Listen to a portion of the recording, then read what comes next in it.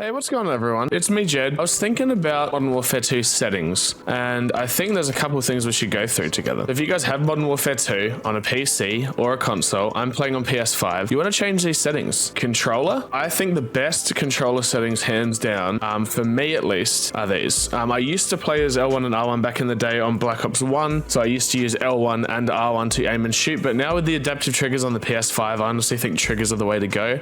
So I have flip off. Now I have the stick layout default as default. When it comes to the button layout, you want to change that to tactical. So when you're sliding in Modern Warfare 2, right, usually when you hit circle, you slide and then you look around. They have obviously enabled slide cancelling now, so sadly you can't actually slide and shoot people at the same time. Well, not at least for a while. If we count when we're sliding, 1, 2, it takes about 2 seconds. So as soon as I immediately hit right stick, boom, hold down R2, it takes a couple seconds. But it used to be instantly. So the good thing about tactical back in the day was you're able to use tactical and aim with your camera while you slide. So you can look around corners, so you can come around a corner, you can look around and aim at the same time. I still recommend using tactical. You want to turn the vibration off and the trigger effect off. I love the haptic triggers. I love the trigger effect, but to be honest, it does kind of put you off depending on how well you're doing in the game. So I've left it off for now, and it has seemed to be better. A lot of YouTubers recommend all of it off, so I'm like, all right, fine, I'll turn it off. And then with your aiming, I had my sensitivity at 9, right? And I thought that was high, but I knew something was off. I'd run around a corner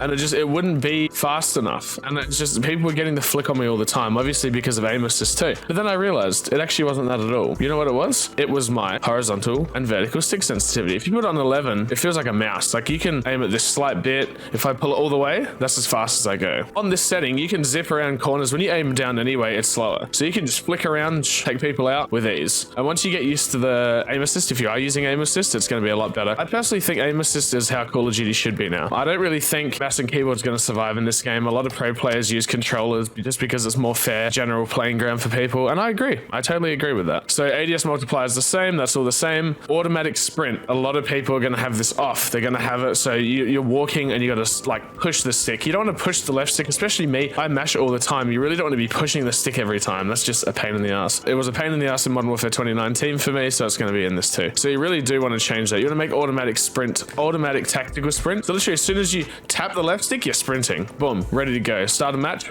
boom. You don't have to do anything. Armor plate behavior, Warzone 2's not out yet, so that's just all the same. Leave that all the same. Moving on to graphics. Now on the PS5 at least, I turn motion blur, weapon motion blur off. I turn film grain off. I leave depth of field on. You just don't need that stuff on. It just makes the game hazy and it just makes it all float. Like I'm not trying to play Crysis 2 here, okay? I'm trying to play Call of Duty. You just want that shit off. Field of view, I actually have it at 100 on most games I play that are shooters. That is a good field of view to have it at, because if you have it at 60, it's like the older days. 100 means you have this wide range, which means with the higher sensitivity, it also does seem faster. So you kind of got to keep that in mind. Third person, I just crank that up to max. I love third person game, the game mode, third person game mode. It's awesome. If you have a 120 hertz monitor, I have a 240 hertz Samsung monitor, a 1440p. It's overkill, I know. I've been using that for all my streams and all my live streaming for ages now. So you want to enable 120 hertz refresh rate, because this video is recorded in, I think, nearly 120 hertz. So you should see it if YouTube doesn't compress it, how smooth the game is. It's absolutely fantastic. Or if you come by my streams on Twitch and Facebook, you'll see what I mean. All right, moving on from the 120 hertz refresh rate. If you go to the field of view, now this is the most important part of your settings, especially if you're on a controller, okay? So ADS field of view. If you guys recall Quake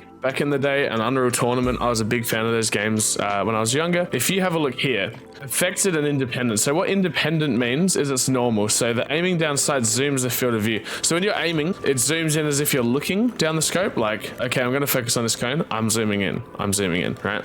If you change that to affected, what that means is it doesn't actually change. Well, it does slightly, but not much. It doesn't change how you're aiming in, which means when you're running around, you're aiming more or less as your scope. It's very hard to explain. If you play a lot of PC games, you know exactly what I mean. It just makes it feel a lot more fluent. And, you know, some YouTubers claim, oh, it's aim, you know, it gives you aimbot. It doesn't give you aimbot. It just, for me, mentally at least, my eyes like to adjust to this a lot easier than if it was zooming in all the way. So definitely recommend using affected instead of independent. All right, so that's literally it for... So guys, that is everything on the video. If you did enjoy it, make sure to drop a like, as I said before. I really appreciate it. I'm probably just going to run around in customs for a little bit here. If you guys want to see more videos like this, tips and tricks ones, even if you want me to cover other games, I'd love to get stuck into some other shooters and maybe learn some things about them. So yeah, thank you guys so much for coming to this video. I really do appreciate it. I hope you have a fantastic rest of the day, and stay deadly.